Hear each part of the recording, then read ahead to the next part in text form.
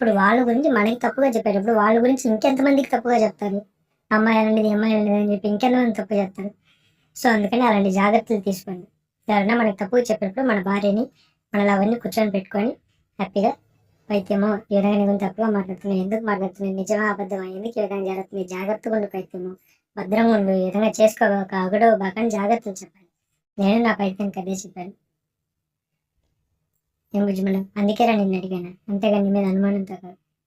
సరేనా? ఒక్కసారి నాకు ఫోన్ చేయి ప్లీజ్. నీకు ఒక చూపించాలి పైత్యాన్ని. అది విన్నాక నా మీద నీకున్న కోపం తగ్గొచ్చు. ప్లీజ్ పైత్యం ఫోన్ చేయి ప్లీజ్. ఇప్పుడు ఇక్కడ ఏంటంటే నాకు నా పైత్యం మీద నమ్మకం వచ్చింది, కానీ నేను అలా అడిగానని నా పైత్యానికి నా మీద నమ్మకం పోయింది. వాళ్ళని నమ్మట్లేదని. నేను నమ్మకుంటా నీ మీద అనుమానంతో అడగలేదు పైత్యము. నిన్ను నమ్మాను కాబట్టి నీ మీద ప్రేమతో నిన్ను అడిగాను. లేకపోయింటే అక్క చెప్పింది నిజం అనుకొని నిన్ను తప్పుగా అపార్థం చేసుకోండి, తప్పుగా తిట్టుకోండి.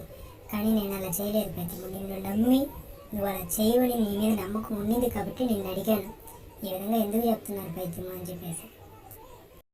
కానీ ఆ అక్క నా గురించి కూడా నీకు తప్పుగా చెప్పిందని చెప్పావు. సో దానివల్ల నీకు ఇప్పుడు నా మీద అనుమానం వచ్చింది. నేను నిన్ను మోసం చేస్తున్నాను, నేను నిన్ను వదిలేస్తున్నాను, నేను వేరే దాంతో ఉన్నాను, వేరే దాంతో మాట్లాడుతున్నాను. అవన్నీ అబద్ధం పైత్యము. నేను ఎవరితో మాట్లాడడం లేదు, నేనేం నిన్ను మోసం చేయట్లేదు. నా దగ్గర ఎలాంటి తప్పుడు ఆలోచనలు లేవు పైత్యము. ఒక్కసారి నాతో మాట్లాడు పైత్యము. ఒక్కసారి నాతో మనసు విప్పి నేరుగా మాట్లాడు పైత్యము. నీకు నా మీద ఏమన్నా అనుమానం ఉంటే నన్ను అడుగు పైత్యము, నేను చెప్తాను పైత్యము నీకు అన్నీ. ప్లీజ్ రా.